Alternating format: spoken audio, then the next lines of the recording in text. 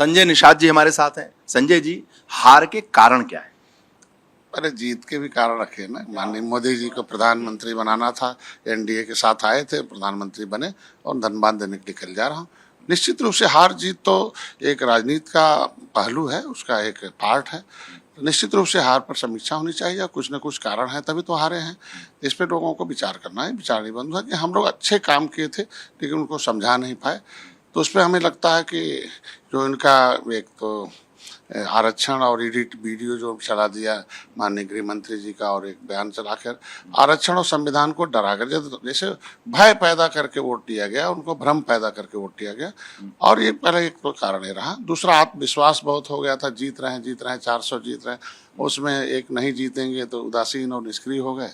और कुछ जगहों पर आपस में जो है तालमेल नहीं मिला, इसकी वजह से।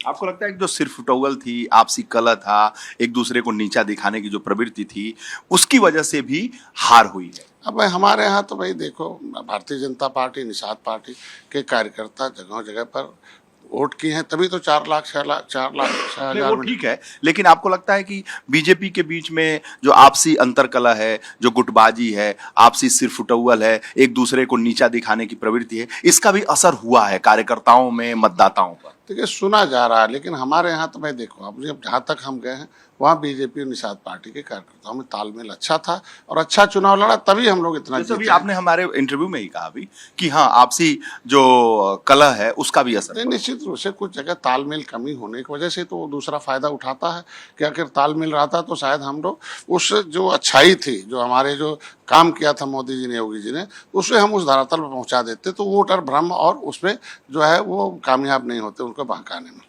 तो ये जो कलह है, इसके पीछे क्या कारण मानते? अब देखो, कुछ लोगों के निजी कारण होते हैं तो उनको क्या बदला जा सकता है। कुछ तो सिग्नेचर और नेचर नहीं बदलता है, ये देखा जाए तो इसको ध्यान में रखते हुए राजनीति में कदम रखना पड़ता है। आपको लगता है कि ओम प्रकाश राजभर और बहुत सारे ऐसे नेता जिनका बड़बोलापन भी नुकसान कर गया?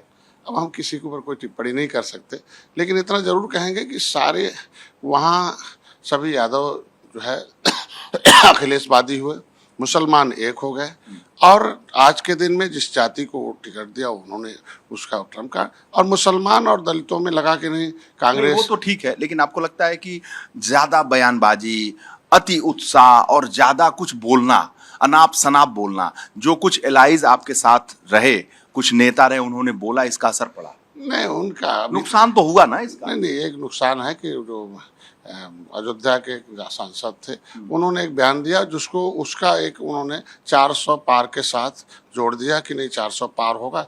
400 पार इस देश को भ्रष्टाचार से मिटाना था, देश को विश्व गुरु बनाने के लिए आज मोदी जी प्रधानमंत्री बने। आपको लगता है कि अयोध्या के सांसद ने जो बयान दिया संविधान को लेकर, आरक्षण को लेकर, उसका भारी नुकसान? निश्चित रूप से किन स्थितियों में दिया था, लेकिन वो उसको जो है उन लोगों ने कैश कराया, मतलब विरोधियों ने उसको नैरेटिव सेट किया, नैरेटिव को कैश कराया, और हम अपने कामयाबी को उनको समझाने में नाकामयाब रहे। और समीक्षा का आवश्यकता, समीक्षा होगी, जो कमी होगी वो सुधार होगा, आगे फिर जीत होगा। भाजपा के नेता कह रहे थे कि संजय निषाद, ओम प्रकाश राजभर तो अपने बेटे को नहीं जिता पा रहे हैं। अरे ऐसा जीत और हार, मैंने कहा ना, जीत और हार जो है, हम अपने समाज को 534 बूथ है निषादों का, हमने 505 बूथ जीते हुए वहाँ, और जगहों पर मैंने अभी पूरे प्रदेश को बुलाया है। तो वोट अगर नहीं रहता पिछड़ों का, निषादों का, राजभर का, तो 4 लाख, 4.5 लाख, 5 लाख वोट पाए, 50 से 30 हजार, 1 लाख से वोट हारे हैं ना। बहुत बहुत धन्यवाद आपका, बहुत बहुत धन्यवाद।